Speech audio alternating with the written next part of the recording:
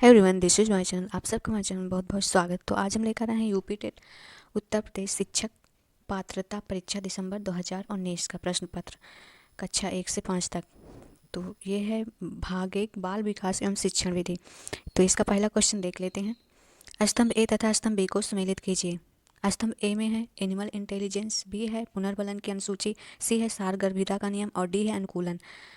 स्तंभ बी में है 1 है गेस्टाल्ट, 2 है पियाजे, 3 है थर्ड डाइक और 4 है स्किनर। तो इसका जो राइट आंसर हो जाएगा ऑप्शन नंबर सी हो जाएगा। ऑप्शन नंबर सी हो जाएगा।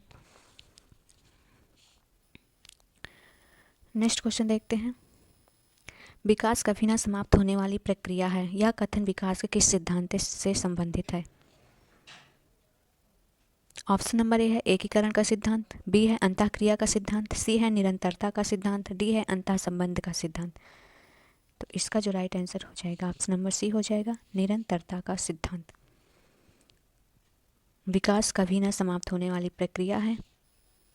यह कथन निरंतरता के सिद्धांत से संबंधित है। बालक पहले संपूर्ण अंग और फिर अंग के भागों को चलाना सिखाता है, उसके बाद उन भागों में एकीकरण करना सीखता है। यह कथन एकीकरण के सिद्धांत से संबंधित है।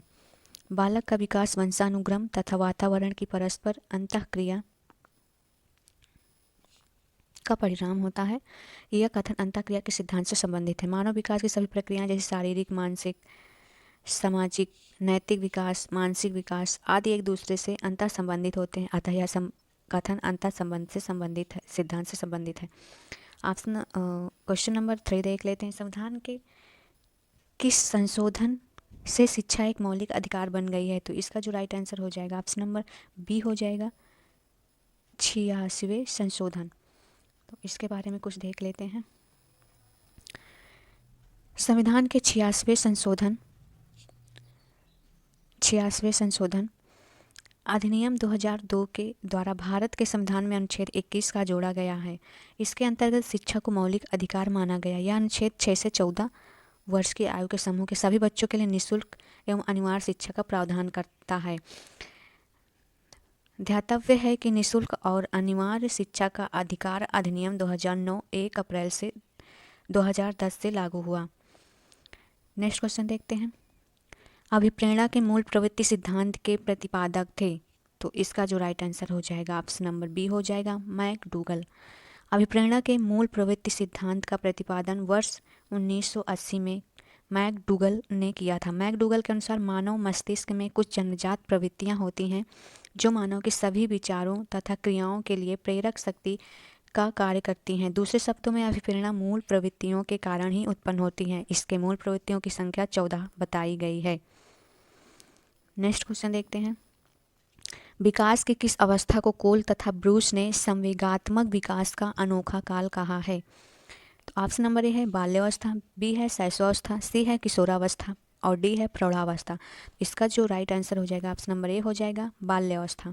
बाल्यावस्था को कोल तथा ब्रूस ने संवेगात्मक विकास का अनोखा काल कहा है। क्रोल तथा ब्रूस ने बाल्यावस्था को परिभाषित करते हुए कहा है, वास्तव में माता पिता के लिए बाल विकास की इस अवस्था को समझना कठिन है। ज्ञातव्य है कि रॉस ने बाल्यावस्था को मिथ्या परिपक्वता का काल कहा है तथा अन्य विद्वानों ने इसे स्फूर्ति अवस्था, गंदी आयु, प्रारंभिक विद्यालय की आयु आदि भी कहा है। नेक्स्ट क्वेश्चन देख लेते हैं। किसने बहुविमात्मक प्रज्ञा का प्रत्यय दिया? तो ऑप्शन नंबर ए है स्पीयरमैन, बी है गोलमैन, सी है गार्डनर और डी है जॉन मेयर। तो इसका जो राइट आंसर हो जाएगा ऑप्शन नंबर सी हो जाएगा, गार्डनर। हावर्ड गार्डनर ने बहुविमात्मक प्रज्ञा मल्टीपल इंटेलिजेंस या बहुबुद्धि सिद्धांत का प्रतिपादन किया है। इनका मानना है कि बुद्धि एक प्रकार की योग्यता न होकर बहुविमात्मक योग्यता होती है। इन्होंने कुल 8 प्रकार की बुद्धि बताई है। 8 प्रकार की बुद्धि। पहली है भाषाई बुद्धि, दूसरी है तार्किक बुद्धि और तीसरी है स्थानिक बुद्धि और चौथी है शरीर गति की बुद्धि और पांचवी है संगीत बुद्धि और छठी है वैयक्तिक आत्मबुद्धि और सातवीं है वैयक्तिक परबुद्धि और आठवीं है प्रकृतिवादी बुद्धि। तो 8 प्रकार की बुद्धि बताई गई है। नेक्स्ट क्वेश्चन देखते हैं। डिसलेक्सिया में यह करने में कठिनाई होती है। तो डिसलेक्सिया में क्या करने में कठिनाई होती है? ऑप्शन नंबर ए है व्यक्त करने में, बी है पढ़ने या वर्तनी करने में, सी है बोलने में और डी है खड़े होने में। तो इसका जो राइट आंसर हो जाएगा ऑप्शन नंबर बी हो जाएगा, पढ़ने और वर्तनी करने में। डिसलेक्सिया के बारे में एक बार जान लेते हैं। डिसलेक्सिया एक प्रकार का अधिगम अक्षमता संबंधी विकार है। इसके निम्नलिखित लक्षण दिखाई देते हैं, जैसे वर्णमाला अधिगम में कठिनाई, पढ़ने वर्तनी समझने में कठिनाई और अक्षरों की ध्वनियों को सीखने में कठिनाई और शब्दों को उल्टा या अक्षरों का क्रम इधर उधर कर पढ़ा जाना, शब्दकोश का अभाव होता है। नेक्स्ट क्वेश्चन देख लेते हैं। निम्न में से क्या समावेशी कक्षा में शिक्षक की भूमिका नहीं है? तो ऑप्शन नंबर ए है शिक्षक को निःशक्त बच्चों पर ध्यान नहीं देना चाहिए, बी है बच्चे की आवश्यकता के अनुरूप बैठने की पर्याप्त व्यवस्था करनी चाहिए, सी है शिक्षक को सीखने में अक्षम अतिरिक्त समय देना चाहिए और डी है बच्चों को प्रोत्साहित करना चाहिए। तो इसका जो राइट आंसर हो जाएगा ऑप्शन नंबर हो जाएगा ए, ऑप्शन नंबर ए, शिक्षक को निःशक्त बच्चों पर ध्यान नहीं देना चाहिए। तो इसके बारे में जान लेते हैं। एक समय से कक्षा में शिक्षक की निम्नलिखित भूमिकाएं होनी चाहिए, जैसे शिक्षक को निःशक्त बच्चों पर विशेष ध्यान देना चाहिए, बच्चे की आवश्यकता के अनुरूप बैठने की पर्याप्त व्यवस्था करनी चाहिए, शिक्षक को सीखने में अक्षम बच्चों को अतिरिक्त समय देना चाहिए, शिक्षक को बच्चों को प्रोत्साहित करना चाहिए, शिक्षक को बच्चों की योग्यता व क्षमता के अनुसार अधिगम परिस्थिति का निर्माण करना चाहिए, शिक्षक को निःशक्त बच्चों के प्रति संवेदनशील होना चाहिए। नेक्स्ट क्वेश्चन देख लेते हैं। कक्षा में छात्रों को प्रश्न पूछने के लिए क्या करना चाहिए? तो इसका जो राइट आंसर है ऑप्शन नंबर ए है प्रेरित करना चाहिए। तो इसके बारे में जान लेते हैं। एक प्रगतिशील एवं बाल केंद्रित कक्षा में छात्रों को प्रश्न पूछने के लिए प्रोत्साहित करना चाहिए ताकि छात्र सक्रिय सहभागिता के द्वारा अधिगम अनुभव प्राप्त कर सकें। ध्यातव्य है कि शिक्षण के प्रश्नोत्तर विधि का प्रतिपादन सुकरात ने किया था, जिसमें अध्यापक प्रश्नोत्तर विधि के माध्यम से शिक्षण कार्य करते हैं। नेक्स्ट क्वेश्चन देख लेते हैं। बच्चे की वृद्धि मुख्यतः संबंधित है। तो बच्चे की वृद्धि मुख्यतः संबंधित है, तो इसका जो राइट आंसर हो जाएगा ऑप्शन नंबर हो जाएगा बी, शारीरिक विकास से। इसके बारे में जान लेते हैं थोड़ा। बच्चों की वृद्धि मुख्यतः शारीरिक विकास से संबंधित होती है। हर्बर्ट सोरेनसन ने वृद्धि को परिभाषित करते हुए कहा है, शरीर का बड़ा और भारी होना ही वृद्धि नहीं है, वृद्धि है। शरीर का बड़ा और भारी होना ही वृद्धि है। इसका मापन व मात्राकरण किया जा सकता है। उदाहरण के लिए ऊंचाई, वजन, लंबाई, मोटाई आदि वृद्धि एक समय तक चलती रहती है, किंतु जब उसमें परिपक्वता आ जाती है तो वह रुक जाती है। नेक्स्ट क्वेश्चन देखते हैं। निम्न में से किस सिद्धांत को पुनर्बलन का सिद्धांत भी कहते हैं? तो इसका जो राइट आंसर हो जाएगा ऑप्शन नंबर सी हो जाएगा, क्रिया प्रसूत अनुबंधन सिद्धांत। इसके बारे में जान लेते हैं। क्रिया प्रसूत अनुबंधन सिद्धांत को पुनर्बलन का सिद्धांत भी कहते हैं। स्किनर ने अपने क्रिया प्रसूत अनुबंधन सिद्धांत से पुनर्बलन को प्रभावशाली और महत्वपूर्ण तत्व माना है। इसके अनुसार यदि किसी क्रिया के बाद कोई बल प्रदान करने वाला उद्दीपक या पुनर्बलन मिलता है तो उस क्रिया की शक्ति में वृद्धि हो जाती है, अर्थात पुनर्बलन की प्राप्ति से क्रिया की दोहराने जाने की प्रायिकता में वृद्धि हो जाती है। नेक्स्ट क्वेश्चन देखते हैं। निम्न में से कौन सी अवस्था ब्रूनर के संज्ञानात्मक विकास सिद्धांत का अंग नहीं है? ऑप्शन नंबर ए है प्रतिबिंबात्मक अवस्था, बी है आंत प्रज्ञ अवस्था, सी है क्रियात्मक अवस्था, डी है संकेतात्मक अवस्था। इसका जो राइट आंसर हो जाएगा ऑप्शन नंबर हो जाएगा बी, आंत प्रज्ञ अवस्था। ब्रूनर ने संज्ञानात्मक विकास को 3 अवस्थाओं में विभाजित किया है। पहला है क्रियात्मक, दूसरा है प्रतिबिंबात्मक और तीसरा है संकेतात्मक अवस्था। नेक्स्ट क्वेश्चन देख लेते हैं। मॉरिसन ने बोध के स्तर के शिक्षण प्रतिमान में 5 पदों का वर्णन किया है। वे हैं, पहला है प्रसूतीकरण, दूसरा है खोज, तीसरा है संगठन व्यवस्था और चौथा है आत्मीकरण और पांचवा है वाचन अभिव्यक्तिकरण। तो इसका जो सही क्रम है ऑप्शन नंबर 1, 2, 1, 4, 3, 5। हैरिस सी मॉरिसन ने बोध स्तर के शिक्षण प्रतिमान में 5 पदों का वर्णन किया है, जिसका सही क्रम निम्न है।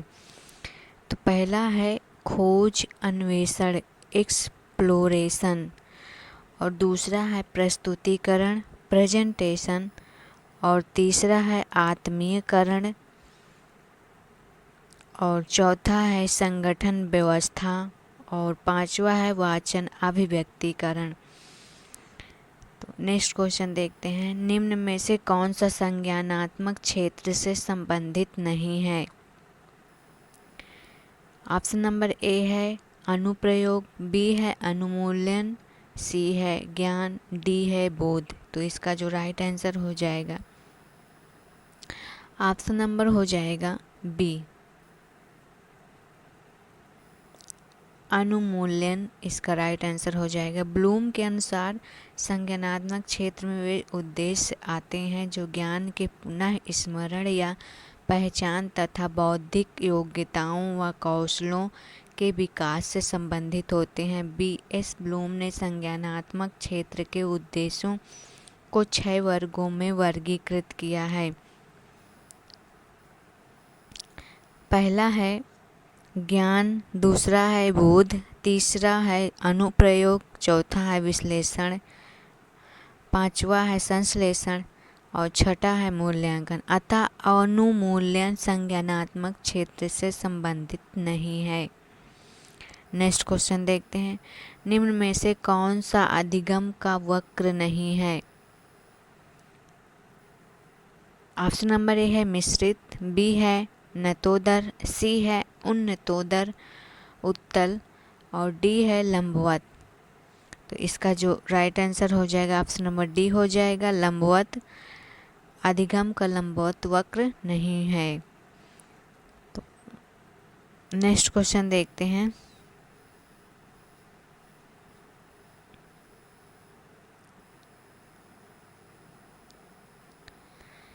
यदि शिक्षक कक्षा में एक छात्र को समस्यात्मक बालक के रूप में पाता है तो उसे ऑप्शन नंबर ए है बच्चे को नज़रअंदाज कर देना चाहिए, बी है बच्चे को दंड देना चाहिए, सी है तत्काल घर वापस भेज देना चाहिए, डी है बच्चे को परामर्श देना चाहिए। तो इसके बारे में जान लेते हैं। इसका जो राइट आंसर हो जाएगा ऑप्शन नंबर हो जाएगा डी, बच्चे को परामर्श देना चाहिए। इसके बारे में जान लेते हैं। समस्यात्मक बच्चे वे होते हैं जो परिवार, कक्षा व विद्यालय में भली भांति की समस्याएं उत्पन्न करते हैं। ऐसे बच्चों का व्यवहार सामान्य प्रकार के बच्चों से भिन्न होता है। वे वातावरण के साथ अपने आप को समायोजित नहीं कर पाते। ऐसे बच्चों में चोरी करने वाले बच्चे, झूठ बोलने वाले बच्चे, क्रोध करने वाले बच्चे, विद्यालय से भाग जाने वाले बच्चे आदि आते हैं। समस्यात्मक व्यवहार के कारणों को जानकर उचित परामर्श के द्वारा उनके व्यवहार में सुधार लाया जा सकता है। नेक्स्ट क्वेश्चन देखते हैं, पाठ्य सहगामी क्रियाएं मुख्यतः संबंधित हैं। तो ऑप्शन नंबर ए है छात्रों के सर्वांगीण विकास से, बी है शैक्षिक संस्थानों के विकास से, सी है छात्रों के मानसिक विकास से और डी है छात्रों के वृत्ति का विकास से। इसका जो राइट आंसर हो जाएगा ऑप्शन नंबर ए हो जाएगा छात्रों के सर्वांगीण विकास से। इसके बारे में जान लेते हैं। पाठ्य सहगामी क्रियाएं मुख्यतः निम्न से संबंधित हैं। छात्रों के सर्वांगीण विकास से है, छात्रों की रुचि व अवधान से है, छात्रों की सक्रिय सहभागिता से, छात्रों की क्रियाशीलता से है, छात्रों के वैयक्तिक भिन्नता से आदि। नेक्स्ट क्वेश्चन है, निम्न में से किसने अधिगम सिद्धांत का प्रतिपादन नहीं किया है? तो इस ऑप्शन नंबर ए है स्किनर, बी है कोहलर, सी है थॉर्नडाइक और डी है बी एस ब्लूम। तो इसका जो राइट आंसर हो जाएगा ऑप्शन नंबर डी हो जाएगा। बी एस ब्लूम ने शिक्षण उद्देश्यों का अधिगम के फलस्वरूप होने वाले व्यवहार परिवर्तन के आधार पर वर्गीकरण किया है। इन्होंने शिक्षण उद्देश्यों के 3 भागों में विभाजित किया है। पहला है संज्ञानात्मक क्षेत्र, दूसरा है भावात्मक क्षेत्र और तीसरा है मनोगत्यात्मक क्षेत्र। जबकि स्किनर ने अधिगम के क्रिया प्रसूत अनुबंधन सिद्धांत, कोहलर ने सूझ सिद्धांत तथा थॉर्नडाइक ने अधिगम के उद्दीपक अनुक्रिया सिद्धांत का प्रतिपादन किया है। नेक्स्ट क्वेश्चन देखते हैं, शिक्षा में अवरोधन का तात्पर्य है। ऑप्शन नंबर ए है बालक का विद्यालय न जाना, बी है बालक का विद्यालय में प्रवेश न लेना, किसी बालक का 1 वर्ष से अधिक समय तक ही कक्षा में रहना, डी है बालक द्वारा विद्यालय छोड़ देना। तो इसका जो राइट आंसर हो जाएगा ऑप्शन नंबर सी हो जाएगा। इसके बारे में कुछ जान लेते, किसी बालक का 1 वर्ष से अधिक समय तक एक ही कक्षा में रहना अवरोधन कहलाता है। दूसरे शब्दों में अवरोधन का आशय कक्षा में असफल रहने से लिया जाता है, अर्थात एक ही कक्षा में दोबारा पढ़ाई के लिए ज्ञातव्य है कि अपव्यय का आशय बालक का अपनी प्राथमिक शिक्षा पूरी किए बिना ही विद्यालय छोड़ देना, जिससे बालक पर खर्च किया गया श्रम और समय बेकार चला जाता है। नेक्स्ट क्वेश्चन देखते हैं, निम्न में से किस कौशल में पूर्व ज्ञान का परीक्षण आता है। ऑप्शन नंबर ए है प्रस्तावना कौशल, बी है उद्दीपन परिवर्तन कौशल, सी है प्रदर्शन कौशल और डी है समापन कौशल। तो इसका जो राइट आंसर हो जाएगा ऑप्शन नंबर ए हो जाएगा प्रस्तावना कौशल। प्रस्तावना कौशल में पूर्व ज्ञान का परीक्षण किया जाता है। प्रस्तावना कौशल के प्रयोग में सर्वप्रथम शिक्षक पढ़ाए जाने वाले पाठ के बारे में छात्रों की जानकारी लेने के लिए प्रश्न करता है, तदनुसार उनके पूर्व ज्ञान को नए ज्ञान से जोड़ते हुए शिक्षक कार्य करता है। ध्यातव्य है कि शिक्षण की शुरुआत प्रस्तावना कौशल के प्रयोग से होती है। तो इसी के साथ वीडियो ख़त्म करते हैं, मिलते हैं नेक्स्ट वीडियो में।